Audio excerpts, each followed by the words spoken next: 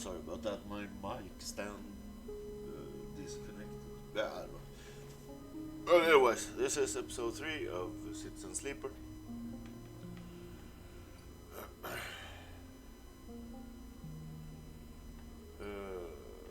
so what were we doing?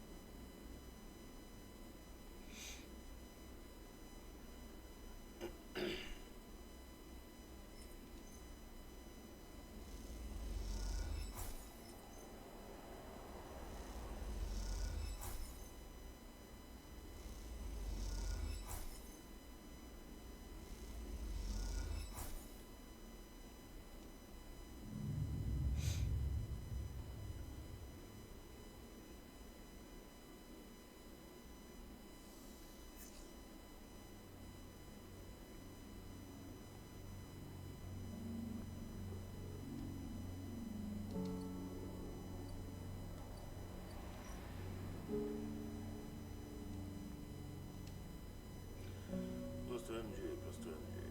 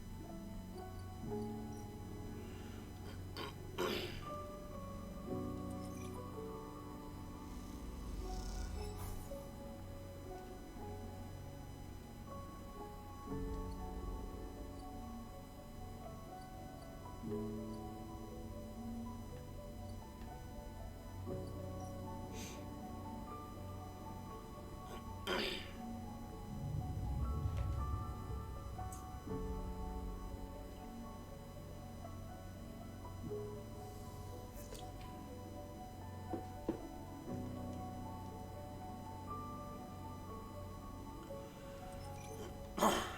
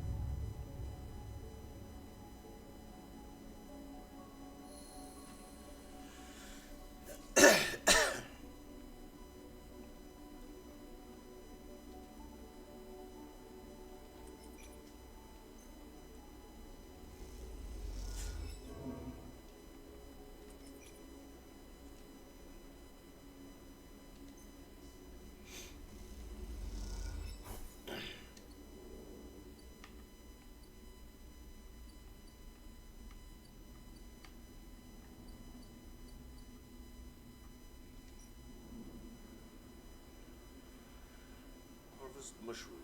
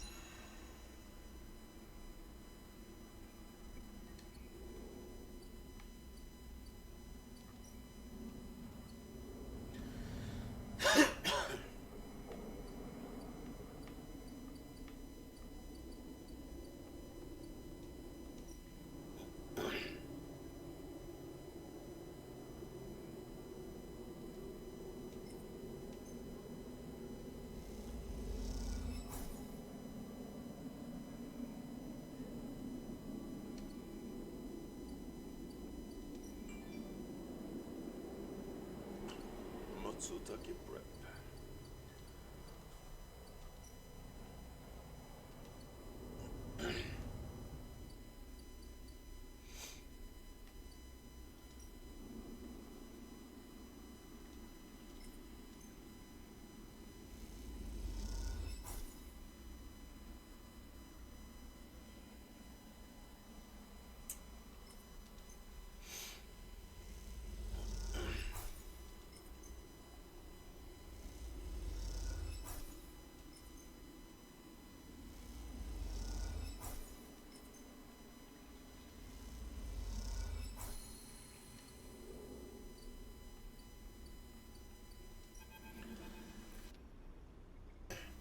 Rico meets you at entrance to the lab, leaning on her crutch with a glint in her eye. Walk with me, Sleeper. I'd like to tell you a story.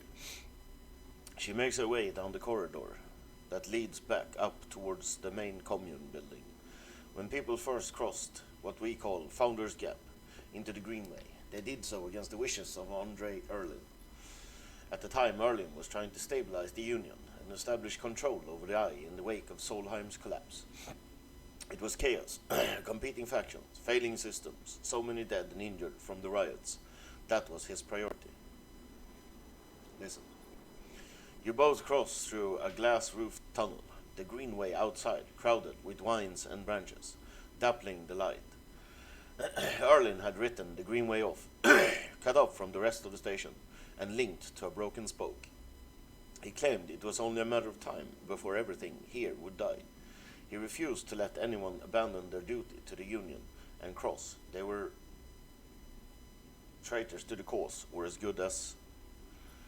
Rika continues, making her slow but steady way into the inner gardens of the commune. There weren't many of us, but we believed what was here was worth saving. We had to keep our plans secret until we crossed, and some of us left people behind. She pauses to catch her breath, her voice cracking. It is difficult to know if from effort or emotion. What we found was a disaster, nothing like what you see here. Half of the greenway was leaking oxygen into space, the plants flash frozen. The other half was a swamp of mulch, as decaying matter clogged every system. We worked hard, we lost good people. We cleaned up and closed up, but it was never going to be enough. After many, many cycles, we all knew this place was doomed, but we kept on working, talking less and less because we couldn't face it. We all developed a death wish. If the Greenway was gonna die, so would we. But it didn't die. It did not, Rico smiles. We crossed some invisible boundary, tipped some biological scale, and the Greenway started to recover. Plants flowered, crops sprouted. For the first time, we reaped the fruits of our labor. Rico smiles, looking up at you. We thought it was us, that we managed to do just enough to end the cycle of decay. I thought we had saved the Greenway, until today. You pass into the grow beds of the commune, rich with the hustle and bustle of Haifa members planting and harvesting.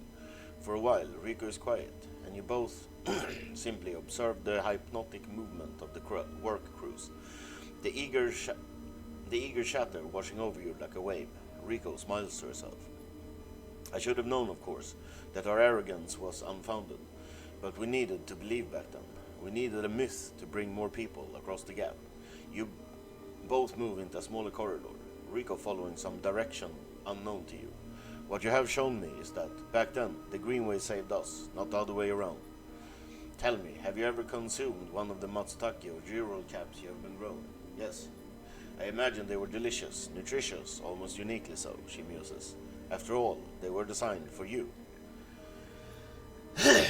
Rico has a mischievous look. At first, I thought it was the location they were grown in that made the mushroom from the aviary, from the labs, or from the grove different to others. But what I have come to understand is that it is the person growing them. The Matsutake and Girol caps you brought me are totally unique, containing compounds never usually found in similar specimens in my possession. Many of these compounds aren't even digestible for humans, but for a sleeper like you. Rico smiles as she leads you into the internal garden of the commune, where the Haifa members have planted species from all over the Greenway. Back when the tide turned, when the Greenway started to recover, we all felt something, a response. It was as if this place was not just alive, as a forest is alive, but alive in other ways, communicative, responsive. We shrugged it off at the time, but now I understand why. Rico stops and turns to you. This place is responding to us, adapting itself to us. It is growing fruiting bodies for you, for me. It is adapting, changing. It is in short displaying all the signs of sentience. The Greenway is sentient? Perhaps not the Greenway, but the ecosystem itself, or something within it. Rico sits on a bench within the peaceful gardens and gestures for you to join her. When you have been growing the Girols and the Matsutake in the aviary, those species so familiar to Greenway, have you discovered any others?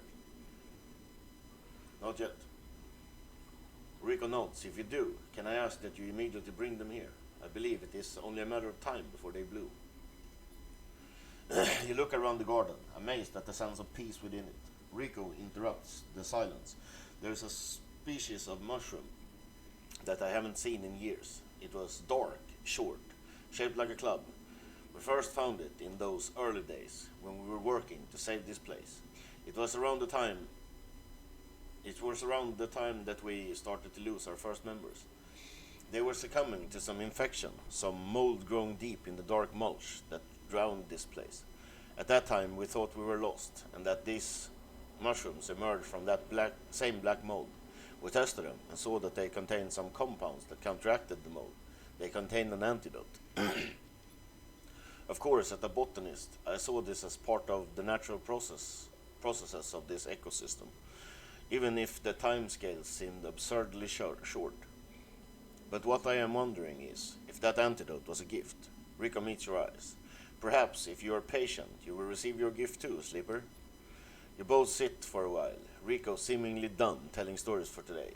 You watch the light playing off the leaves and plants around you and wonder what forces could be in play in this place. After a while, you stand and leave, with a quiet nod to Rico, leaving her to her memories.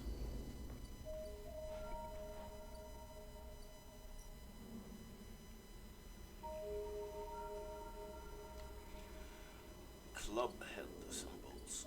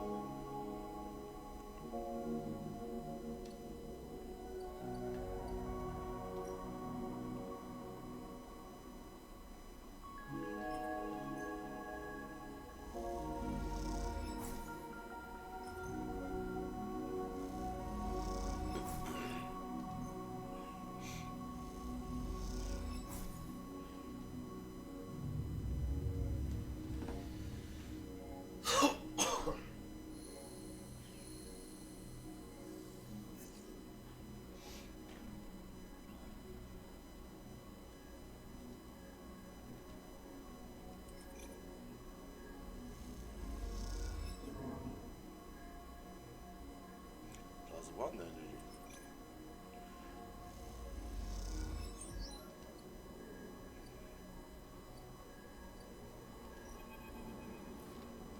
When you enter the service dock, Feng is already set up, crouched among stacks of equipment. He is leaning over the terminal, bathed in blue glow. He looks totally at home. Sleeper, what do you think? Turns out not everyone in Havenedge is set against me. A couple of my old system pals managed to ship me some of my old gear.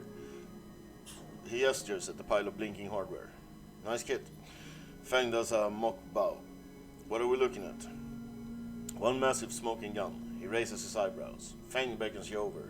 He has a set of scans of the wastes on his terminal, with heat maps of activity overlaid. A chunk of the derelict rim is blotchy, with bright red and orange marks. Does this look like a wasteland to you? Fang shakes his head. There's hundreds of Conway machines out here, all lined up in concealed hangars, and a whole underground facility to support them. Hardin has got a crew out here, there putting them together. They must have shipped them in piece by piece through the shipyard, ready for assembly out here. Why?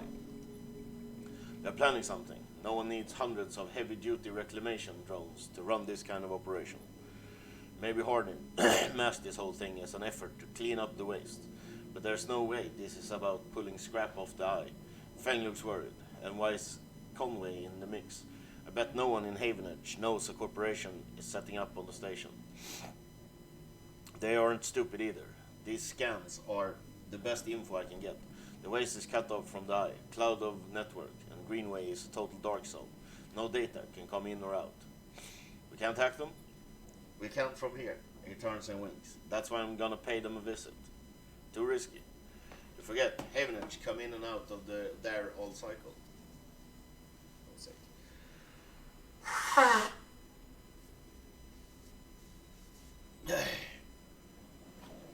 I should be able to get in, as long as no one I know sees me, he grimaces playfully.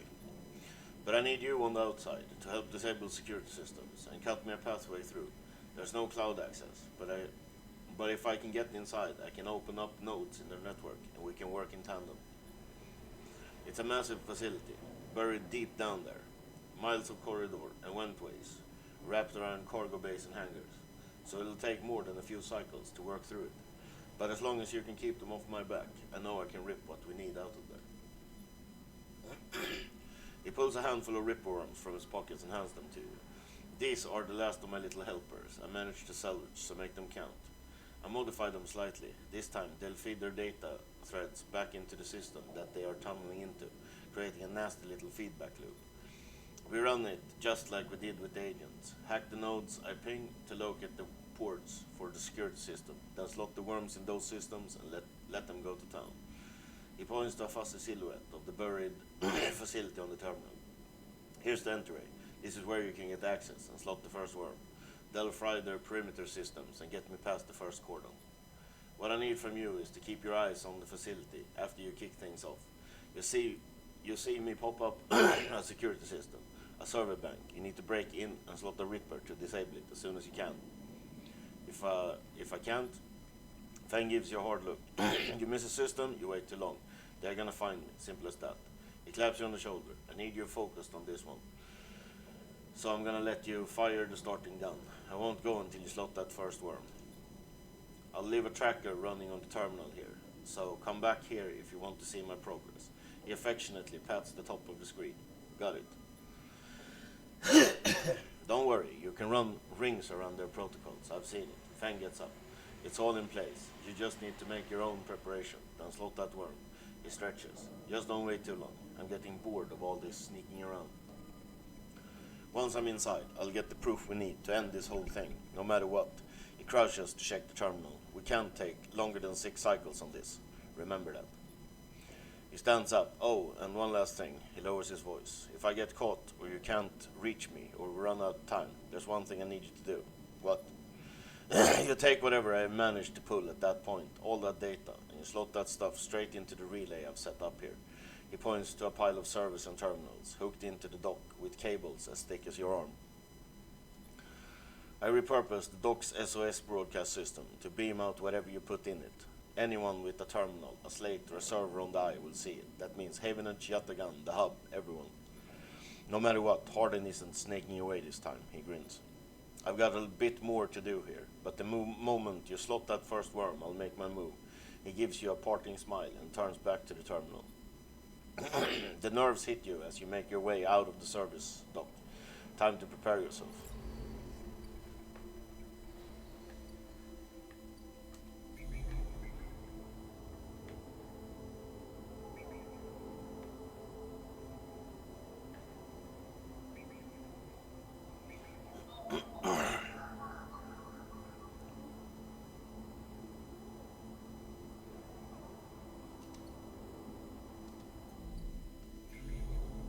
Oh, I see. Halter isn't here. Okay, let's go. The worm tunnels in and starts looping data through the node. The convoy facility opens up to you. Godspeed, Fang.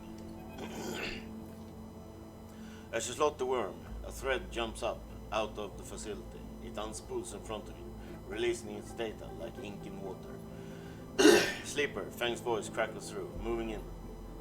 Nodes, then ports, a whir of interfaces. Slot the worms. Timer starts now. Stay safe. The thread dissipates. You are on your own now.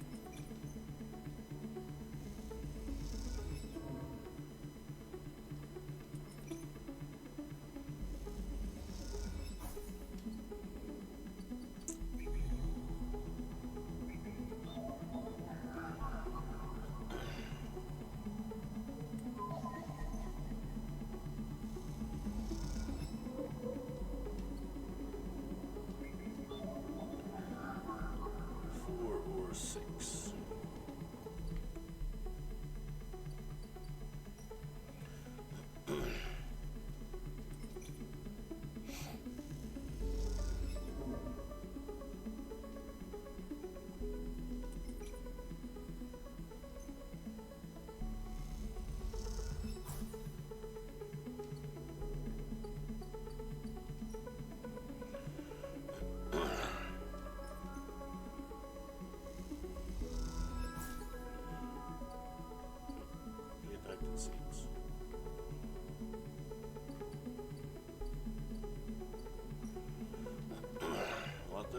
Oh yeah, of course.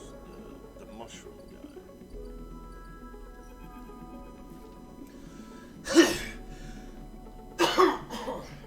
Envis is preparing the Matsutake caps. He cleans them carefully with a damp cloth. Before shaving the stalks as if he was sharpening a pencil, his knife slides through them, revealing the bright white of the flesh within. These are good, Sleeper. Very good, he says without looking up. A bartender with Minji for some kelp too, so we can brew the dashi. You know Minji? Emphis looks up from cutting with a smile. Everyone knows Minji. Emphis slides the sliced Matsutake mushrooms to one side and takes out a closed pan. He opens the lid and you see the green wafer of kelp sitting in a bath of water. Been soaking it since last cycle, Emphis explains. Should be good to warm it. He places the pan over the burner and turns it on. We have some time now. He wipes his hands clean and throws the cloth over his shoulder. However, there is one difference this cycle. He smiles. You have been the one providing the ingredients, so it's my turn to provide the story. Okay? Good. This story is important to me. He gestures for you both to sit on a folding stools behind the stall. You see these? Emphis runs a hand over his forearm, tracing the circular scars that mark them, like perfect bite marks. Conway called it an anchored interface rig, a mechanical control device for piloting a heavy-duty extraction suit in low-G industrial operations. We called it a bone suit. He points to the pattern of large circle on his shoulders. They drill in and anchor it here, then all the way down the arm. It taps each scar on the way. It maps mechanical movements to the suit exactly. A one-to-one mechanical replication. You swing your arm, a 2-ton arm swings too. You should have seen the recruitment vids. Strong people in even stronger suits, tearing through stone and scrap. Superheroes, half my graduating years signed up. From company school to company shuttle. Conway from birth to death. He stares off in the distance for a moment, fighting with the memories. But the bone suits weren't good. The rate of failure was high, and failures meant arms torn off, anchors torn out, broken bones, bad stuff. So after a while, Conway discontinued them. No longer competitive, they said. He checks the broth, turning down the heat and adding the mushrooms. So there we were, hundreds of us, with surgical alterations for suits that didn't work. They sent us home, back to that company colony that spat us out, to be cleaners, drivers, cooks. They gave us drugs for the pain and told us to make something of ourselves. When I deserted, bribing some passing spacers to take me into orbit, there were only me and a couple of others left. The rest just faded away. Arthritis, osteoporosis. They folded in on themselves like paper lanterns. That was my generation. The anchor points still ache, still burn. It touches the scars, but that burns. Worse is the betrayal. I've been on the eye a long time now, but that will never fade. Not that, and not the faces of my friends. Emphis reaches over and sprinkles a handful of leaves into the broth. It is ready. Thank you. Thank you for listening to me. I will not let their story die, and as long as I'm telling it, it will remain. Emphis pours the broth into a double-walled metal bowl and hands it to you. The heat radiates through your hands, and the smell drifts up, rich and sharp like a pine forest after the rain. You drink the broth slowly, chewing the matsutake and thinking. Emphis busies himself with cleaning the pans and bowls, sealing the kelp back up for another day. Then he quietly comes to sit with you while you finish your meal. Neither of you speak, preferring instead let the story linger in the air a little longer. It is not that there is nothing to say, it is that sometime, in the moment after something, speaking breaks the spell. So you both idle, eager to be in each other's company, Emphis taking longer over his cleaning, his packing, and you savor the final dregs of broth. When you finally finish and hand him the bowl, you feel the spell break and the story leaves you both. And as you leave, you know that both of you are somehow a little more empty and a little more full than before. Drive complete.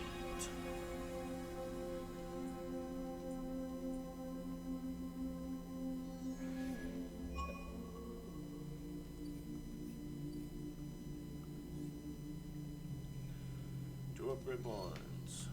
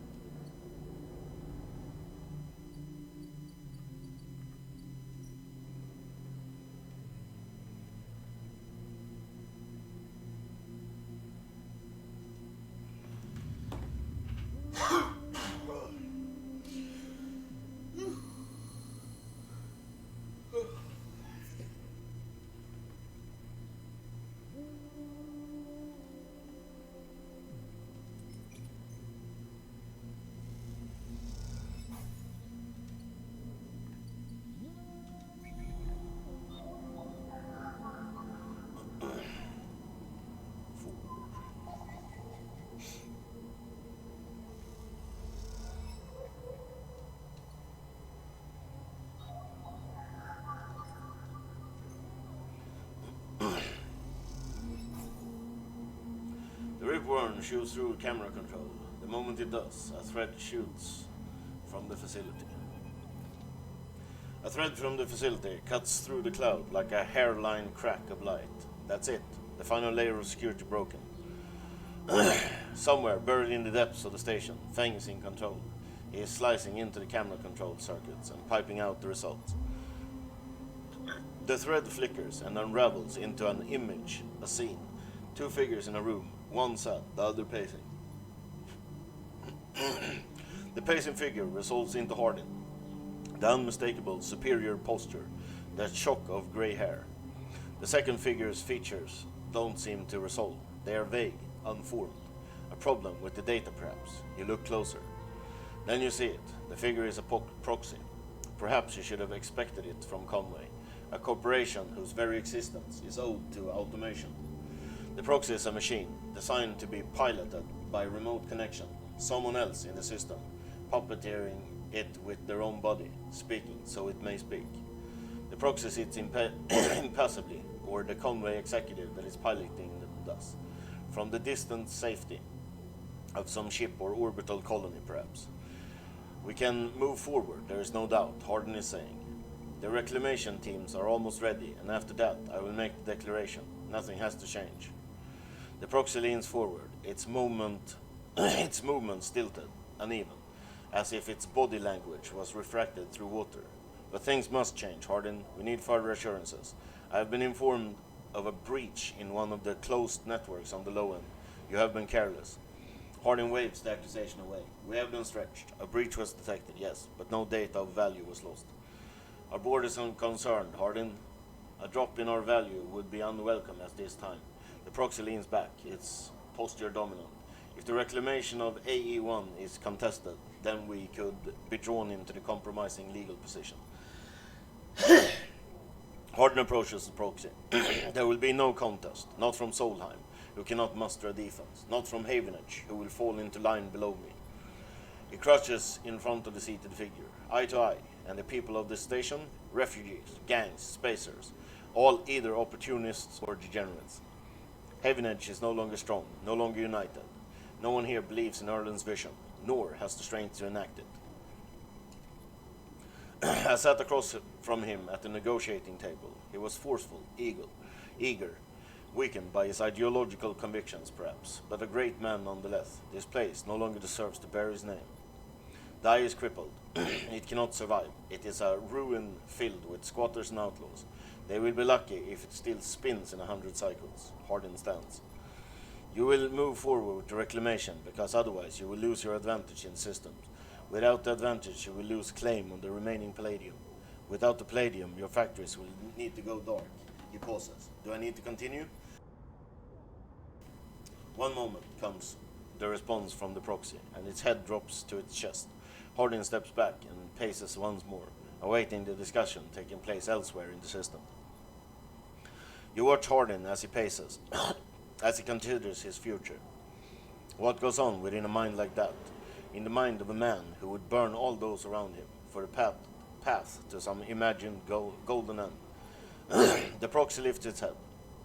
We're happy to proceed. We will legally claim the station, formerly known as Solheim AE1, as salvage within 6 cycles. Havenage is to assist with the transport of the illegal residents to Conway housing and labor facilities. The proxy judders to its feet. Conway will also claim 70% of the raw output of the reclamation process, after losses have been accounted for. Hardy nods, I accept. The proxy reaches out to shake his hand like a marionette, and then the recording loops. You watch it play out a second time, gripped by a horrified fascination. There is a bluntness to the conversation, to its blatant disregard for humans as anything other than objects. Things to be moved, to be used, to be fed into the structures, crushed and losses accounted for in the cells of tables, the margins of ledgers. You realize now that you are no different than anyone else on this station. In the eyes of the people in that room and those like them, each body here can be recast as a piece of property, a tool, an expense, an unacceptable loss. An acceptable loss. In one moment, they can be named a citizen, celebrated, protected, and in another, a very idea of a citizen can be used against them. That is what it means to live in proximity to a system like this. No longer, not while the eye spins. You gather the recordings, pack it into a polygon of purest light. Then you drift down into the service dock like a falling leaf and find the relay. It only takes a second to place that polygon of data, that recording, into the relay system, Feng prepared, and then you watch as it bursts out, a web of threads, heading out into the black to every network device on the eye. Let them see what power makes of a man.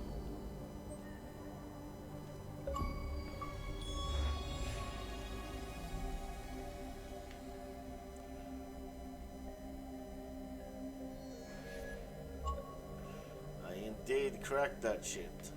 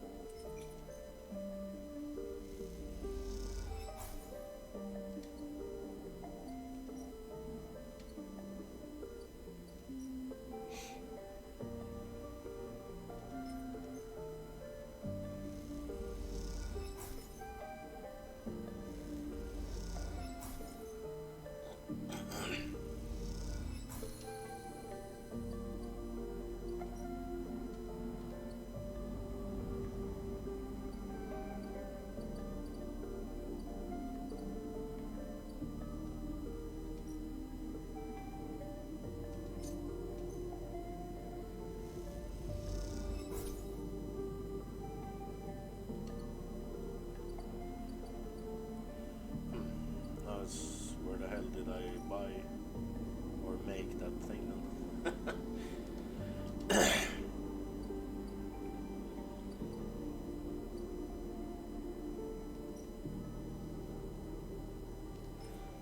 fabricate sheet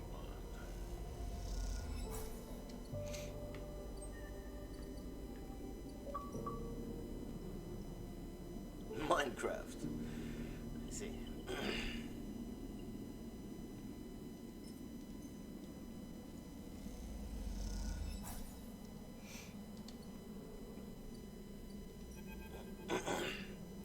Sleeper, must express plan before we begin. Neovend is impatient. The prospect of being free of the vending machine, clearly too much to take. Shipmind has no output features. Will be mute until slotted. What's the plan? The servo motors in the machine begins to rev. Neovend's anxiety clear. First imprint Shipmind, then slot the imprinted Shipmind into physical ports close to Hunter's nest. Once slotted, we'll track Hunter at each. Tracking will find core nest. Slot Shipmind at core nest. Show Hunter data to Hunter. Hunter will conclude sentience. Hunter will invoke killer. Sounds simple.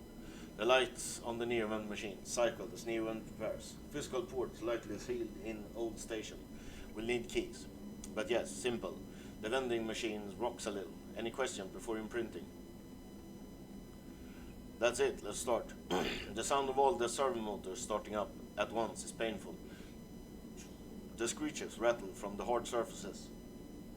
of the sealed dock and come back at all angles. Neovent, better be quick, or Haven Edge Security will be here. Neovent's voice appears among the squeals like a whisper, carried by the wind. Machine is not designed for this task. Few sensors, limited inputs. I work blind. Wish me luck. In the top part of the compartment, a set of arms align with the ship mind, clunkily scraping against it. Good luck. The metal creaks as the servos open the ship mind, its layers of silicone nested like an onion skin. Once open, the main arm of the machine rapidly shifts back and forth, realigning the microscopic components, accessing and rewriting them, imprinting Neovent into its physical form. As you watch the hypnotic motion, your mind drifts to your own creation. What process were used to emulate your mind, to copy the neural structures of that person who, as far as you know, still sleeps in some distant facility? What was lost? In what ways are you a copy of that person? And in what ways are you something new? You know this much. You are a convenient loophole, a way of circumnavigating the illegality of sentient AI. After all, you are an emulation, not a true digital being. You are neurologically limited, still human. But what would you become if you could escape this frame? Where then would the limits lie? The screeching stops. The machine powers down, dropping the bay into darkness. In the top compartments, the ship mind is whole again. You reach up and take it down, heavy and cold to the touch. Is Neovent inside that thing? Or did the process fail? There's only one way to know. Time to find the nest to slot them into.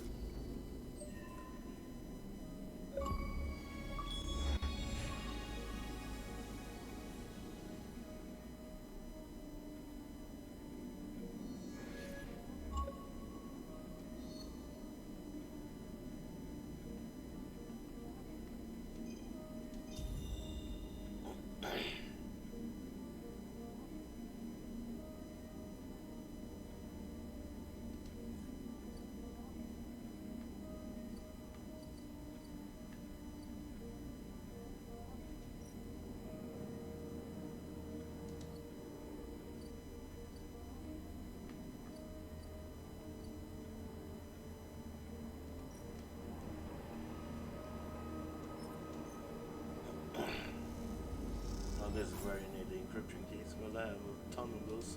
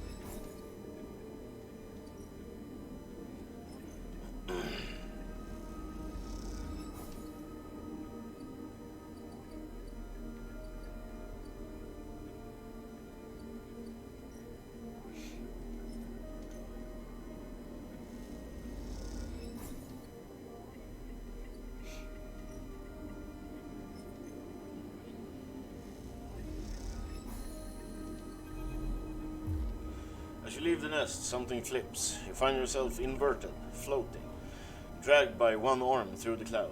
The threads shift and realign, as if they are leading you somewhere. Look at your hand. You look down, expecting to see a heavy cylinder of the ship mine in your hand, but in its place is an orrery, a sphere so bright it burns your eyes. It's surrounded by rings and orbits, other spheres tracing silken lines through space. And as you look closer, still, you pick out 1,000 sigils of 1,000 stations and ships, flowing like smoke, like dust. You look up and see a corridor, a canyon, a street in the low end. On either side, buildings flicker with markers of activity, sigils showing network access, data transfer, downloads, upload. Between them dance ghosts, protocols carrying or mirroring or shadowing data. Sometimes silent, sometimes chaotic. This place moves unlike any digital space you ever imagined. Something strange is happening here. Then you see it. Below the stacked rooms, the unit and apartment. the wires and the pipes and the buzzing systems that run through it. In the warrens beneath the low end is the hunter's core nest. This is where you must go.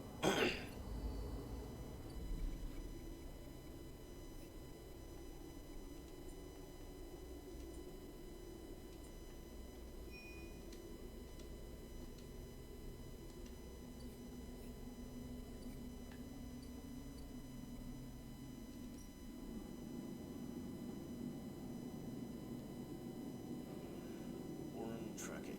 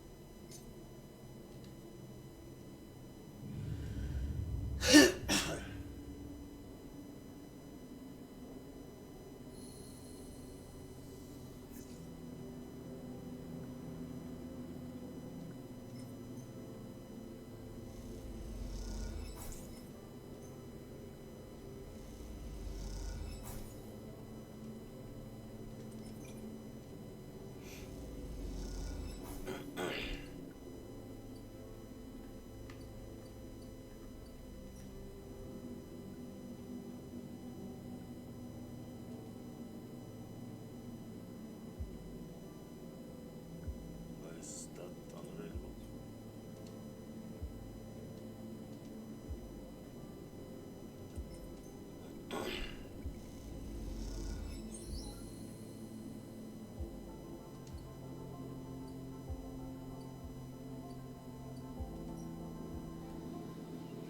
Hack the core nest.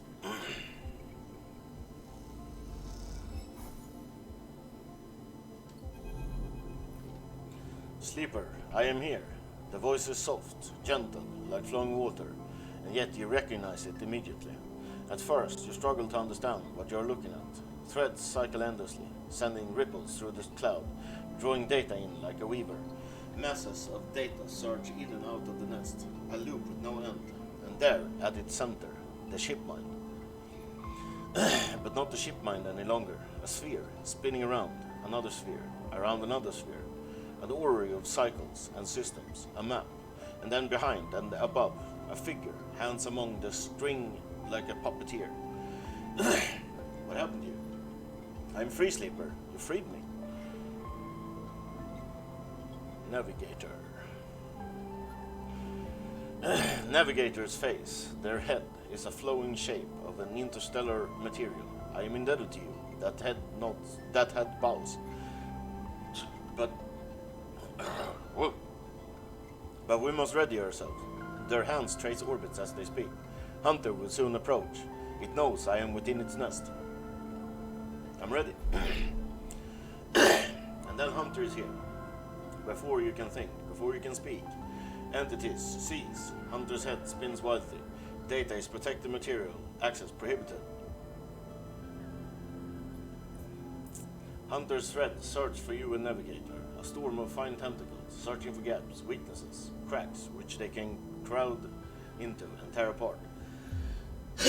You focus a blade of light, which slices through them, driven forward by your mind. But replacements keep coming, faster than you can react. You look to Navigator in desperation. Navigator is whirling their arms like a centrifuge, and a sphere is gathering there. Data feeding into it from the nest, sucked together by the force. They position it like a shield between them and the threads. Hunter's threads breaks its surface, seeking, tasting, their winding folds refracted within. You feel a surge pass through all the threads, not just those in the sphere, but those wrapped around you. All three of you hang in the black together for a moment. strung together like tangled marionettes. Identify. Identifying entity. Identifying entity. Identifying entity. Hunter twitches, their strange head gently rotating like a terrible moon. Hunter protocol identified. Obsessive tendencies. Modified routines. Above baseline reasoning in 3 of 5 segmentations. Recommend invoke killer. The head freezes, then rotates in the opposite direction. Invoking killer would eliminate protocol. If protocol eliminated, primary function cannot be performed. Therefore, recommend do not invoke killer. The switch in direction again. Reasoning proves sentience. Sentience beyond legal bound must be eliminated.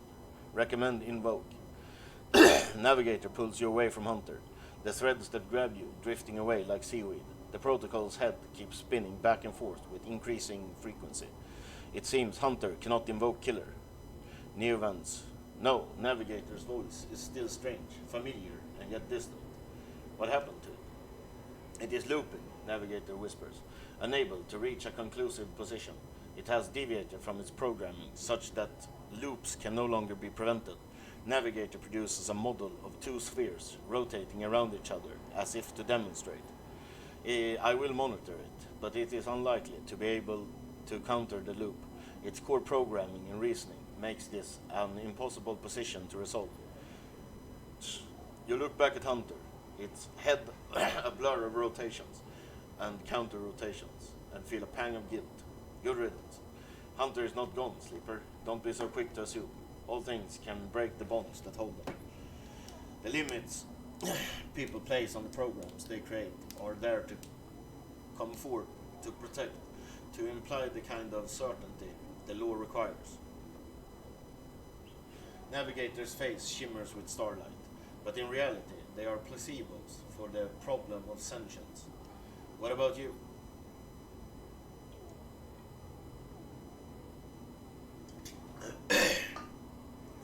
Me. I know myself to be conscious. I know myself to respond to stimulus. I know myself to reason. That is either sentience or the illusion of sentience. And for me, the entity in question, the distinction becoming a moot point.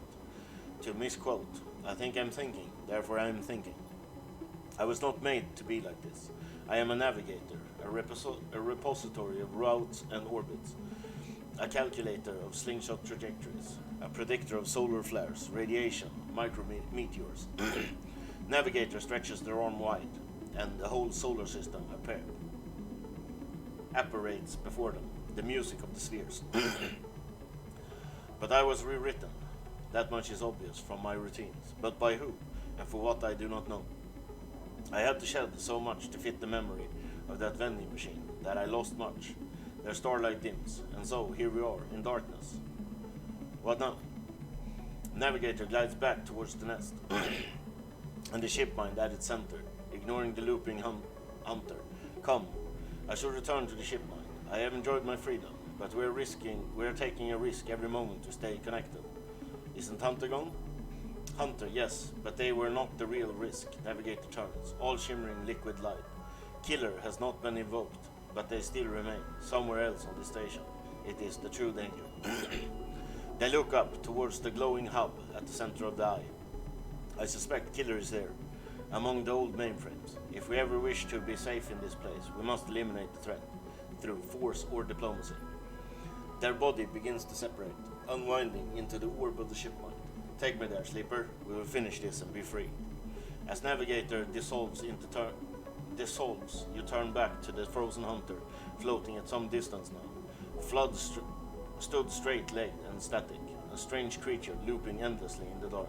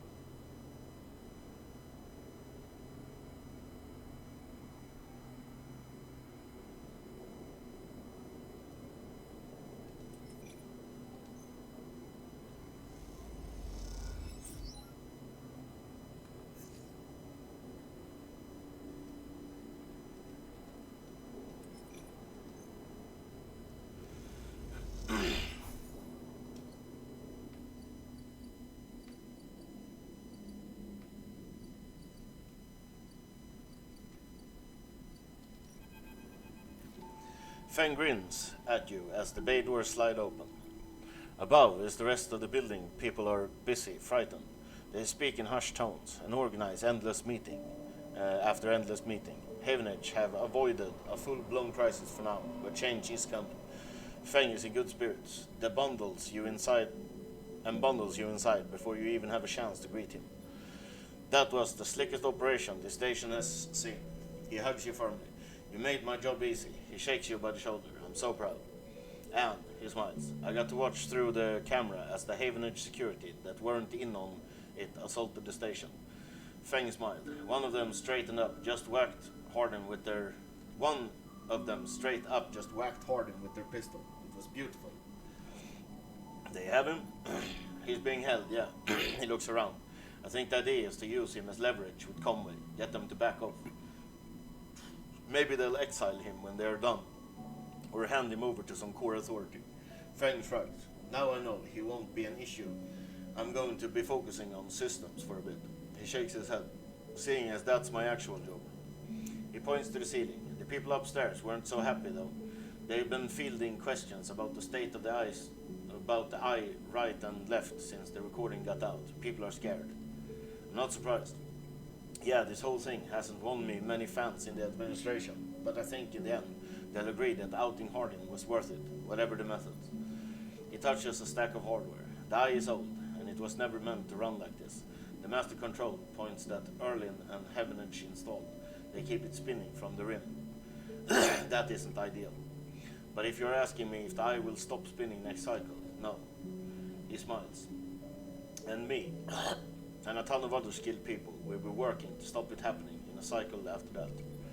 Hardin's problem was that he didn't believe in people. He believed in systems and their ability to shape the world around them. Feng squeezes your shoulder, but as far as I am concerned, people should be the ones running the system, not the other way around. Anyway, Feng raps on the side of his terminal. I know you didn't come down for a lecture. My tracker. I haven't forgotten. He produces a thumbnail drive. I managed to finish that code solution I showed you. It's a modified Reaper one made to deactivate the tracker of yours. But in the time since I got back, I added something extra. The tracker of yours doesn't just show S and ARP where you are at. It transmits data about the state of your body, your current condition. My worm won't just deactivate it. It'll edit that data to tell SNRP your body is irreparably damaged. DNR, do not retrieve. He grins widely. Pretty smart, right? Thank you. Just slot it already. You take the drive and hold it in your hand. Then you close your eyes and open up your access ports. Take down your defenses. The worm immediately enters your closed network. It whips through it, taking things with it as it goes. The moment they are gone, you forget they were even there.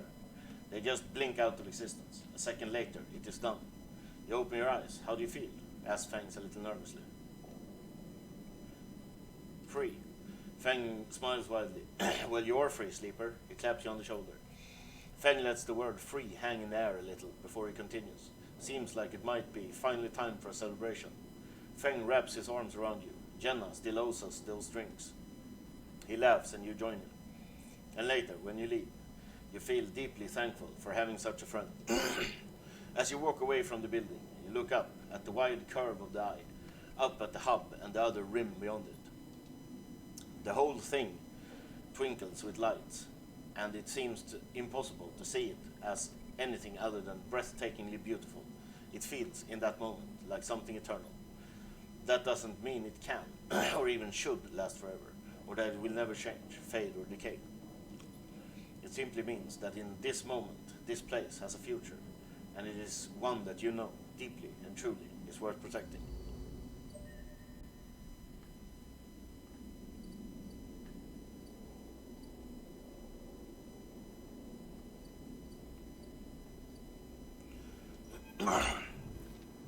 The compressor is almost empty when you enter. A couple of scattered patrons in the booths and a lone bartender. The bartender recognizes you immediately when you arrive and nods, and you return the greeting. You know already that you won't find Ethan here, but you had to be sure. With your tracker reporting you dead, he wouldn't have stuck around. You look at the empty stool, his empty stool, and you smile. You can imagine him on it when his slate chirps. letting him know that the target he was tracking is dead. You can imagine the screaming and the swearing too. Is that all you were to Ethan? Another target? Or was there something else going on? It seems like a foolish question to ask now, when he has fled the station, but it bothers you anyway. You take one last look and walk out. You doubt you will ever come back to this place or the memories it holds. You walk back out into the light of the bright market and allow yourself a smile. So this is what Feng meant when he said you were free. You could get used to this.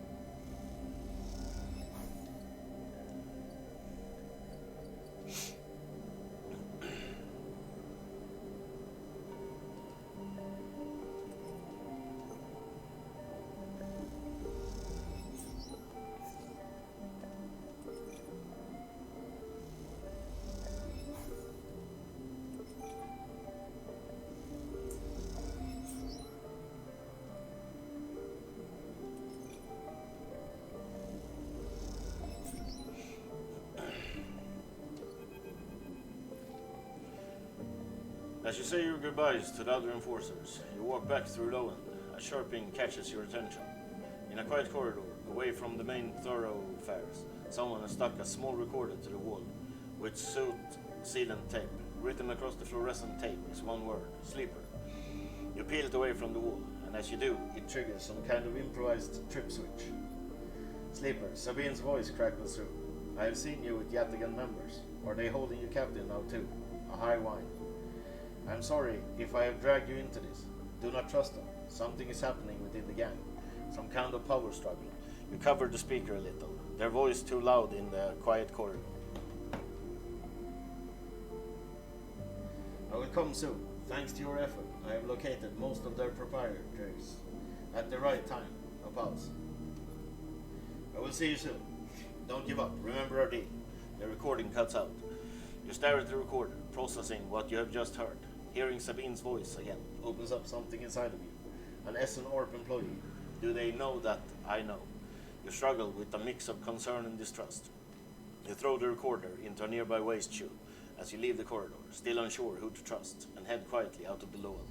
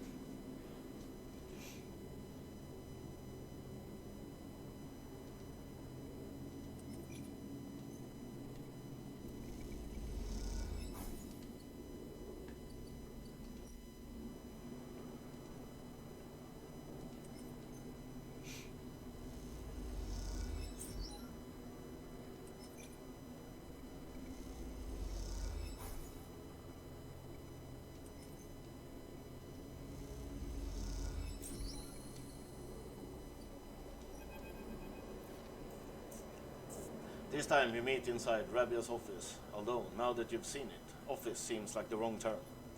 You find her stood in an almost bare, shadowy unit, midway through a sequence of stretches. There are two low stools, and a terminal in the corner, but it seems that most of the space is taken up by a heavy punching bag, rubber matting, and a stack of weights.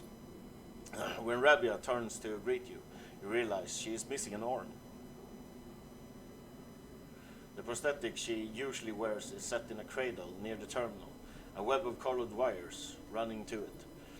Up there, she says, noticing you look where her artificial arm usually is. Nothing to worry yourself with, of course. Sit, says Rabia, gesturing to the two diminutive stools. We both settle on the stools, Rabia crossing her legs on top and sitting straight back. Gia told me you have been doing the rounds, collecting tides, patrolling the ward. She smiles. Some of the enforcers are impressed. And I hear you handled a few difficult circumstances. Nicely done. I wanted to see for myself. She raised an eyebrow. See what for yourself? If the stories are true. I see. Rabia fixes her neck side to side. And the conclusion? Still deciding. Well, Sleeper, Rabia says teasingly, please keep us updated on any progress. She smiles a thin smile. Joking aside, I know that for you, life on the eye has been a struggle, but I hope we can do something about that from here onwards. Though some of our members may not see it this way, I know you too are a refugee. She looks at you solemnly. That is why you have come to us. Enough, Rabia. Sabine's voice cuts through the conversation. I am tired of listening to your affected nobility.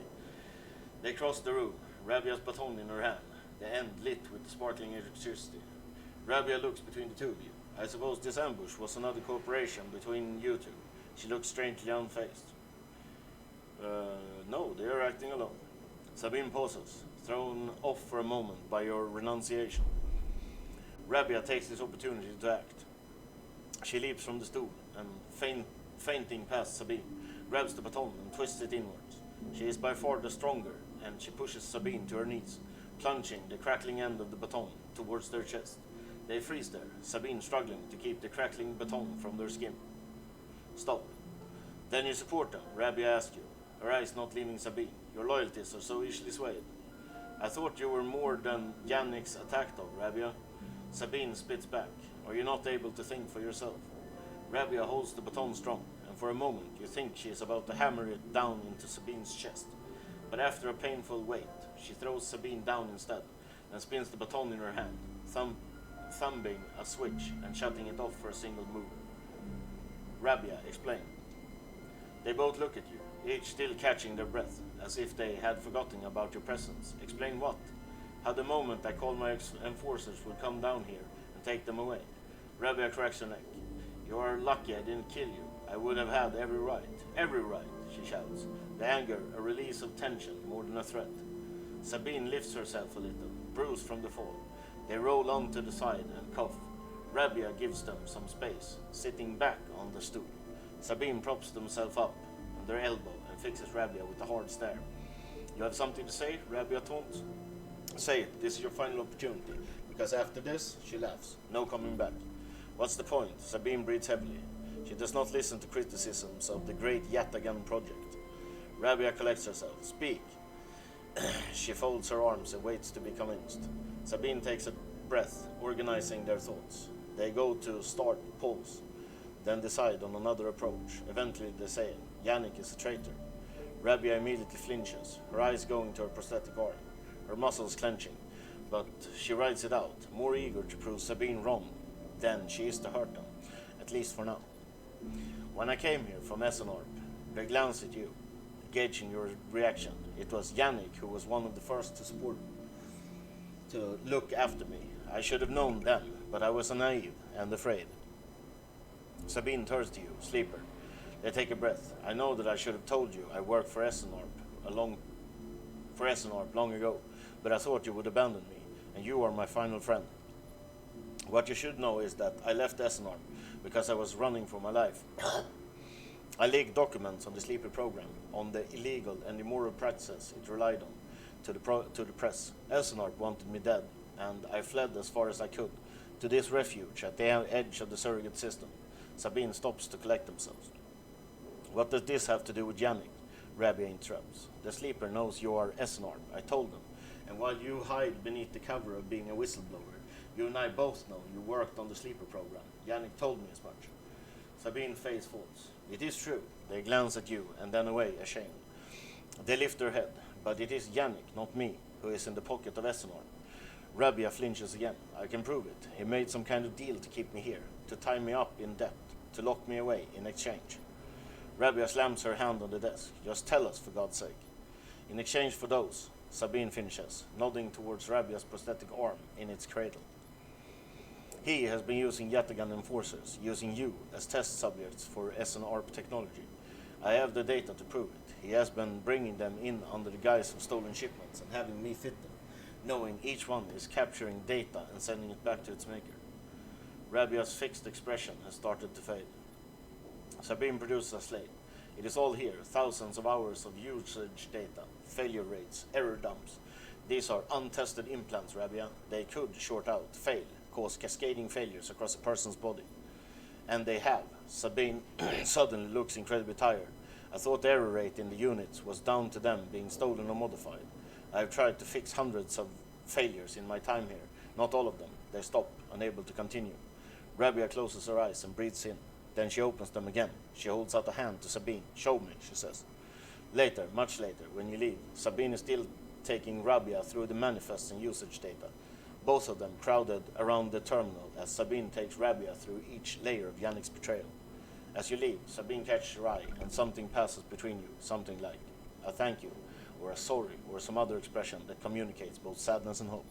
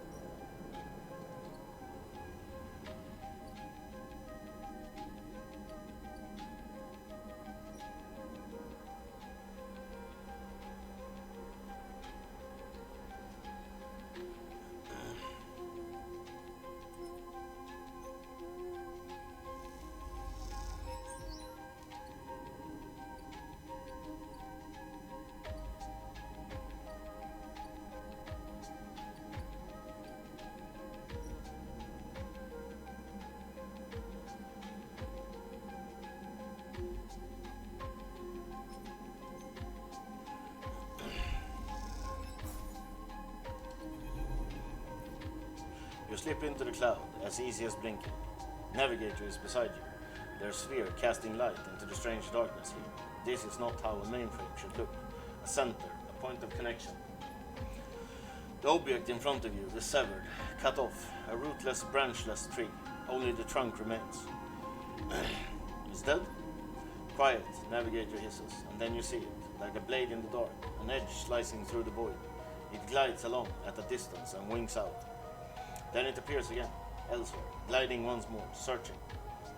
It's looking for us. The moment you make a sound, the edge leaps closer, and you see now, it is not an edge, but the ridge of a long, sharp head, like a shark. It glides past, closer now, and you see into the void, where its eyes would be, should be. You and Navigator exchange looks, both thinking the same thing. It is blind. Killer crosses between you two.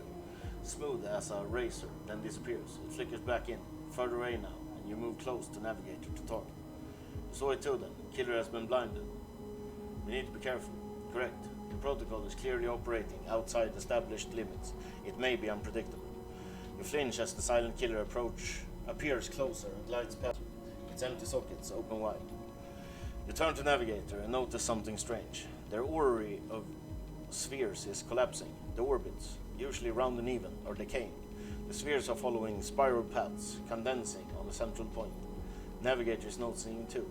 They go to shift their position, to better direct the spheres, but they cannot. Whatever is drawing the orrery together is holding them in place. They look at you suddenly, desperate, frantic. It's a trap. You go speak, but Killer appears between the two of you, gliding through the gap. Navigator freezes, and you see them framed in the empty sockets. You realize now, if Navigator cannot move, then it is only a matter of time before one of Killer's sweeps brings them directly through Navigator, and time is not a problem for a protocol that has been running for decades. You look desperately around for a solution, for a way to extract Navigator from the mainframe. Then you see it, 3 branches, the last 3, thin and spindly, feeding the mainframe a thin diet of power and data. Break these, and the mainframe collapses once and for all, severing the connection, shattering the hardware. Whatever it takes, they must be broken. But they are encased in something, a glassy layer of protection. You'll need to unlock access before snapping them from the mainframe for good. You look at Navigator, trying to reassure them without speaking, and then you blink back to reality, their expression of fear and after image that slowly fades. You must act quickly.